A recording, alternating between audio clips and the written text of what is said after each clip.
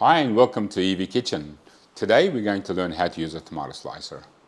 There are three things we need for this. We need a gastronome pan, we need a tomato slicer, and a few tomatoes.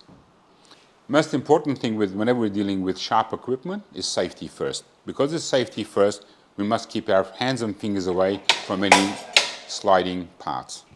First we put the gastronome pan straight underneath the slicer, underneath that lip. And we just make sure that our slicer is nice and secure and it's not sliding around. We pull the arm back, pick up our tomato, we place the tomato through there, hold the unit, that was a big bang, wasn't it? We hold the unit down and we just slide the tomato and then give it a push. And we get these beautifully, perfectly formed sliced tomatoes. Go through that again. All we do is pull the handle back, put the tomato in, slide it across, hold the unit firm, and then just slide it. Please make sure that your fingers are clear of the blades. One more time.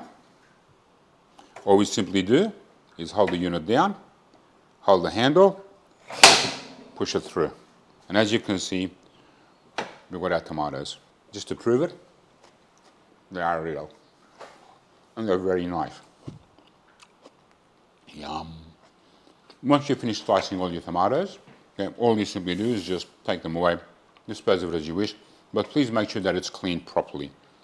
To clean it properly, you need to use the high pressure sprayer and spray through the whole unit, making sure that we remove all the tomato residues, little pieces of tomato like that. We must make sure it's nice and clean, and then you let it air dry. Please do not try and wipe it down, okay, and let it air dry.